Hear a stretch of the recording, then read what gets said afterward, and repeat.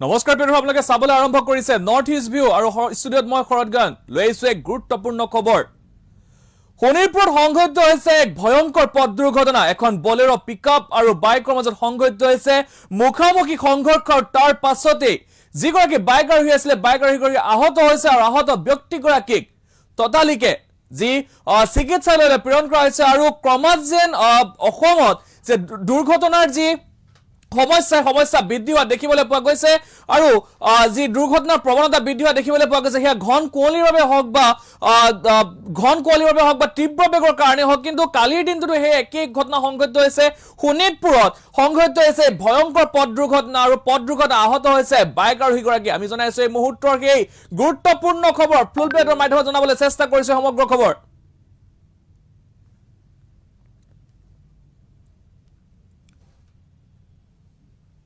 আমি জনাই আছো এই মুহূৰ্তৰে গুৰুত্বপূৰ্ণ খবৰ। শোণিতপুৰত সংঘটিত হৈছে ভয়ংকৰ পথ দুৰ্ঘটনা।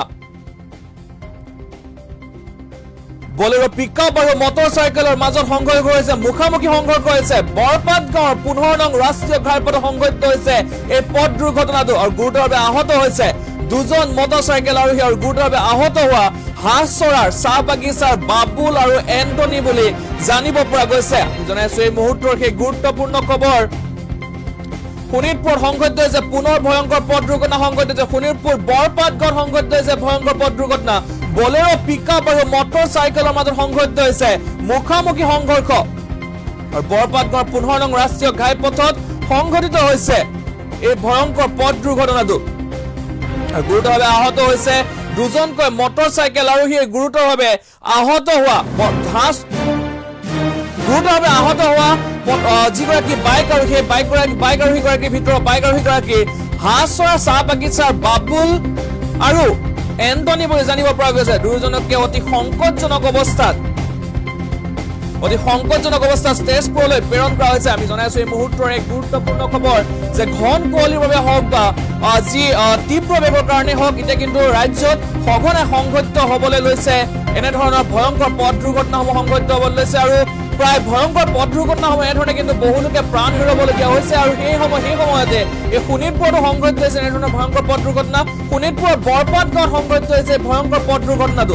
বলেৰো পিকআপ আৰু মটৰ চাইকেলৰ মাজত সংঘটিত হৈছিলে মুখামুখি সংঘৰ্ষ আৰু বৰপাত গাঁৱৰ 15 নং ৰাষ্ট্ৰীয় ঘাইপথত সংঘটিত হৈছে পথ দুৰ্ঘটনাটো।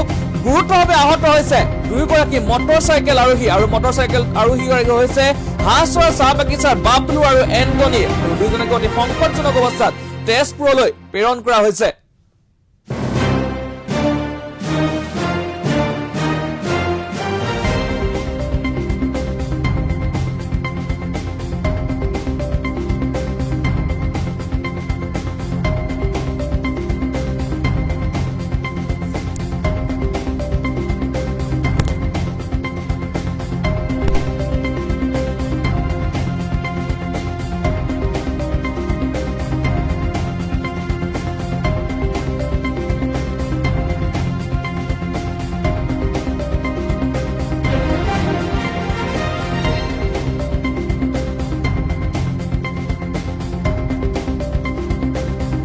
কেনেকৈ হৈছিলে দুৰ্ঘটনাটো? ইহঁতে এই আপোনাৰ কামত যাবৰ কাৰণে ফটকে গাঁৱৰ ৰাস্তাৰ পৰা ওলাই দিলে বলেৰৰ পৰা তেজপুৰখনৰ পৰা আহি থকা তাৰপিছত মুখামুখি মানে ফটকে আহি দিয়াৰ কাৰণে খুন্দিয়াই দিলে গাড়ীখনে। কেইজন আছিলে? আপোনাৰ বাইকত আছিলে দুজন আৰু বলেৰত আছিলে দুজন।